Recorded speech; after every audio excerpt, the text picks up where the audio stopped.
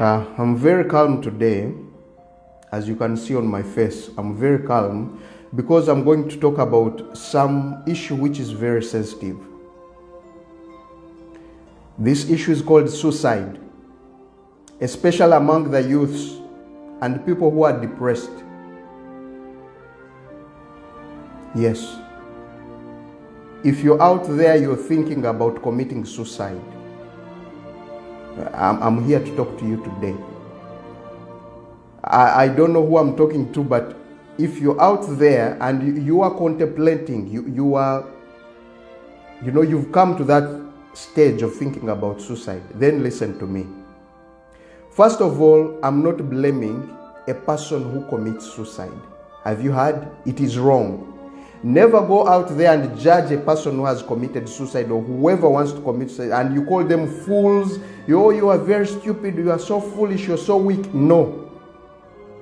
Because the person who is contemplating suicide, the person who is feeling like committing suicide, has not woken up in the morning and decided to do this.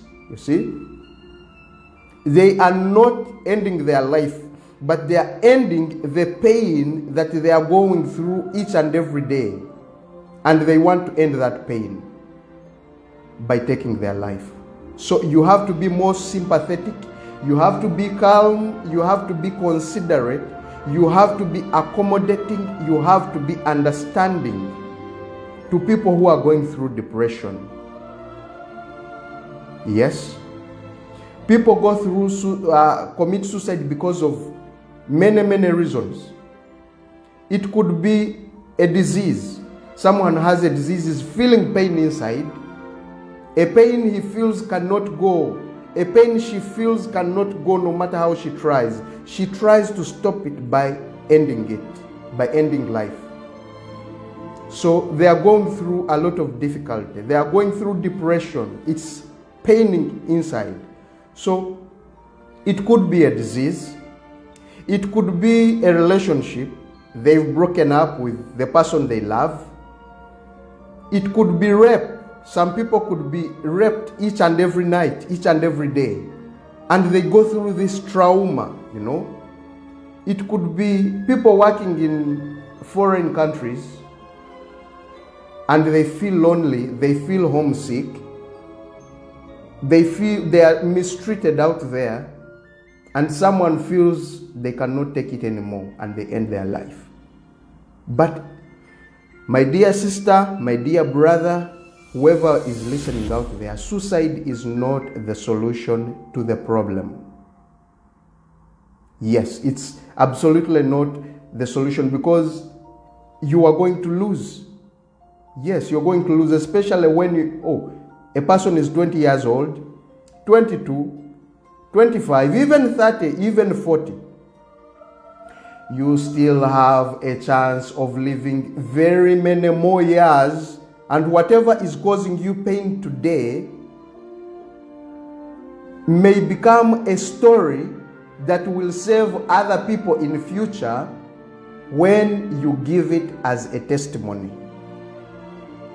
We go through a lot of things, and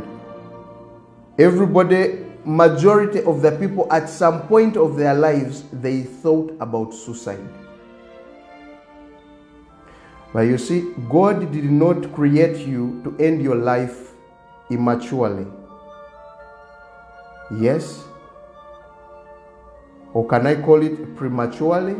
I don't know the best word to. You can't end your life because God has a plan for you. He did not create you to die in such a miserable way, by hanging, by taking poison or something. Whatever situation that you're going through today, give it 1 year. You will find that after 1 year, this thing you wanted to kill yourself for is very small to you. You no longer feel sad about it. Oh, my boyfriend has dumped me. Oh, my girlfriend has chucked me. So what? There are over 7 billion people on the planet Earth. One of them is surely going to love you at some point in your life. You made that business in 7 years, it has collapsed, and you're 35 years old. When it means you still have 7 years. When you're 42 years, you may find you have something even hundreds of times better than what you lost. So suicide is not a solution to these problems. Actually, people who are teenagers, yes, teens, 13 years to 19, some of them commit suicide because of childish thinking, you know. Someone says, okay, let me kill myself. If I kill myself, those people who mistreated me, that boyfriend who chucked me, my father who beat me or mistreated me is going to feel guilty for the rest of their lives. They are going to feel guilty after understanding that I have killed myself. My dear, that's not a reason, because some people are sociopaths. They can even be medically tested, you know, diagnosed sociopaths. They don't care if you die. Some people will say, okay, you have died now, you've killed all the evidence. So live, survive it. Because if you survive it, you will go on the next stage of life. And it will be a more superior stage. And you will give a testimony on that stage that I almost took my life. But I overcame. I thought positive every day. I saw a better tomorrow than today. And I survived that. Now I'm a better woman. Now I'm a better man. You see? So, suicide is not the solution.